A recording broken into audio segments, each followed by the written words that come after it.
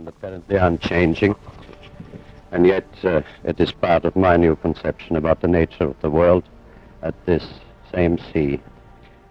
Many times in the past history of our Earth has rolled over the surfaces of the land masses, sweeping away all life and vegetation, and eventually returning again to its former bed.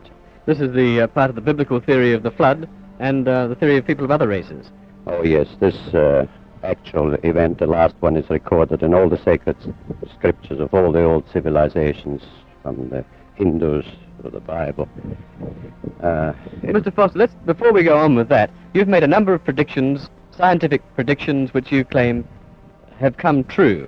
Now, what are those predictions, and how do you make this claim? Well, they're all based on the new notion that the physical invariance principles of contemporary science are invalid. And I stated this first in a manuscript reviewed in Australia in 1954.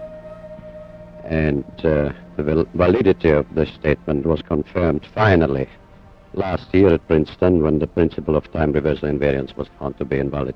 Well, who accepts the fact that you have made these predictions accurately? Well, the facts as such are undeniable and must be accepted because they're documented. And it was accepted as such at Oxford, at Tasmanian University, and also at the National University. The facts as such are accepted, but the explanations and the new views as yet are not. Do you mean to say that you reject all the basic principles of science established since Aristotle's day? No, it does not mean that. I state and maintain that those concepts and interpretations of science, which are still based today on Aristotelian logic, have a certain purpose, but that is defined by a statement as that a spade is a spade or a fine chisel is a fine chisel. But these concepts are inadequate for a complete understanding of the real nature of the world.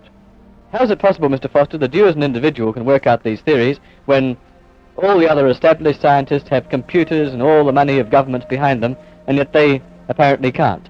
Well, I do not claim at all that it is due to my own intellect or to my own penetration. I have been deeply interested from early youth in the real nature of the world, and I held my own views and ideas. But many years ago, about 14 years ago, when I was challenging one of the fundamental conventional principles of science, I had a definite inspiration, not knowledge as such, but an indication and a guidance which I followed, on which I worked very hard and to evolve into a new structure of understanding.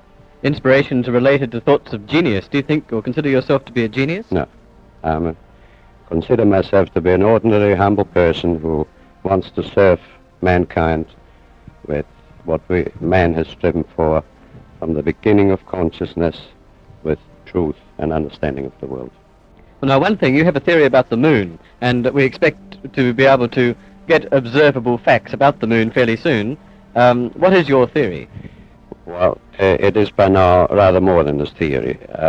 10 or 11 years ago, I stated to various scientists that the moon is not a piece of rock, but it is a plasma phenomena, cosmic plasma, and that this fact will eventually be confirmed. I made certain predictions which were already confirmed in 1958, and the situation now is coming close to a complete confirmation. What will be the result if you're proved to be correct in your theories? The result will be profound and decisive, because it will give proof that a complete reinvestigation of the laws of nature is necessary. Because if the moon is a plasma, no man will ever land on it. The soft landing attempts will all fail. That means that the mass of the moon is far less than is currently assumed. It's in a different state of energy, and it has far less mass. That means there is no more explanation for the tides. If the moon, for example, had only 1,000th part of its current mass, then the tides would only be 2 inches high under conventional theories instead of sometimes 14 feet. And that means that if it is proved that the moon is a plasma, then all gravitational theories are out, and the new concept of the cosmos and of its laws has to be evolved. Aren't you being a bit adventurous, though, because you know that we're going to be able to test out your theories on the moon fairly soon? Well, not anymore. 11 years ago, of course, it was rather taking a risk. I was considered a lunatic, of course, but by now the evidence, accumulated evidence, is already so much in my favor that I'm not taking any risks anymore. On the contrary, there is scientific views expressed all over the world now that the moon seems to be of a quite different nature of what was assumed. But the Americans and Russians are thinking of landing men on it. Well, that will never happen. Not on the moon. On Mars, on Venus, on other planets, yes, but the moon is definitely, as I assert, a plasma. Isn't there a slight contradiction? You mentioned the moon and the tides, Mr. Foster, and at the earlier part of the interview you talked about the tides sweeping over the Earth. Well, there is no contradiction there, because once the moon is proven not to be a piece of rock, but something of far less mass, and the gravitational theories are out and discarded, new concepts have to be involved which will show that the lawfulness of nature in the cosmos is identical to that in a hydrogen atom or in atomic processes.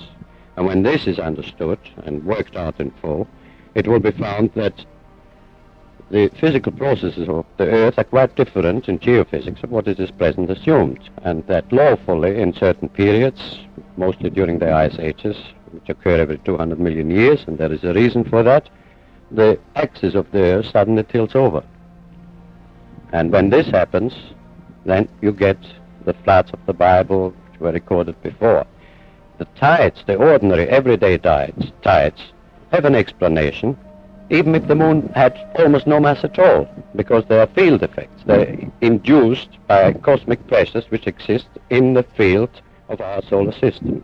What's the benefit to mankind in your theories? Well, the first one, and the most important I would briefly put down, is this.